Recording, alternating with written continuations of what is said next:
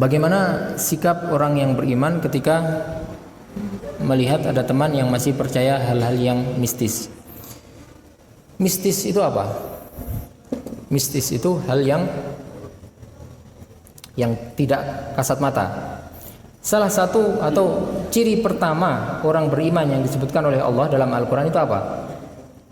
Atau orang bertakwa dalam Al-Quran, hudal lil muttaqin. Al-Quran itu disebutkan sebagai petunjuk bagi orang-orang yang bertakwa. Ciri pertama orang bertakwa itu apa?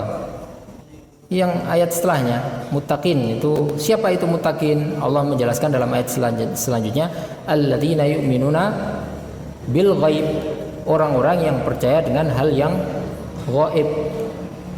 Jadi percaya dengan hal yang ghaib itu justru adalah ciri orang yang bertakwa. Hanya saja,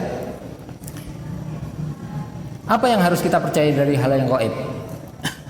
Dari mana kita tahu bahwasanya di samping kanan kiri kita itu ada malaikat? Kita percaya nggak kalau di depan kalian itu ada malaikat? Kalian percaya nggak di sebelah kalian itu ada jin? Kalian percaya nggak kalau masjid ini dipenuhi dengan malaikat dan jin?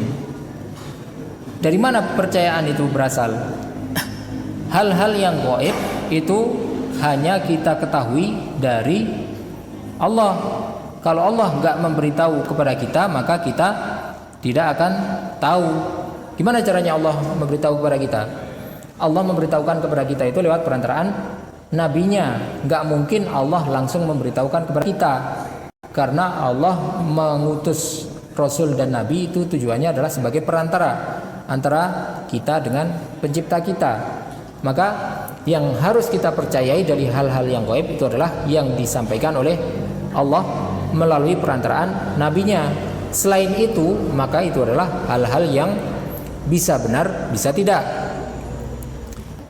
Sikap kita terhadap hal yang gaib adalah kita percaya kalau itu bersumber dari Allah dan Rasulnya. Kalau itu tidak bersumber dari Allah dan Rasulnya, maka yang gaib itu tetap gaib bagi kita.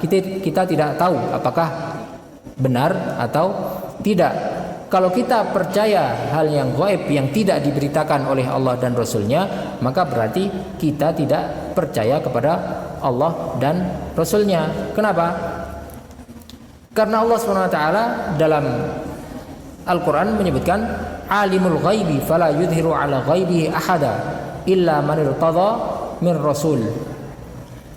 Allah lah yang mengetahui hal yang gaib.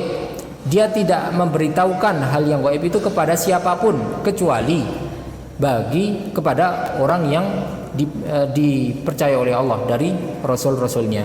Jadi Allah hanya memberitahukan hal yang gaib itu melalui perantara Rasulnya. Allah tidak pernah memberitahukan hal yang gaib itu kepada siapapun secara langsung. Maka sikap kita terhadap hal yang gaib adalah kita percaya kalau itu disampaikan lewat perantara Rasulnya, lewat hadis ataupun Quran.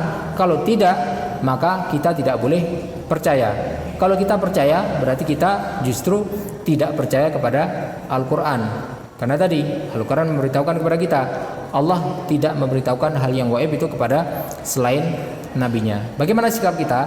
Sikap kita terhadap orang yang mempercayai hal-hal yang gaib yang tidak disebutkan oleh Allah dan Rasulnya, maka kita menasihatinya, karena itu adalah satu perbuatan dosa, mempercayai hal yang tidak dibenarkan oleh Al-Quran. Bagaimana kita menasihati orang tersebut? Rasulullah SAW memberikan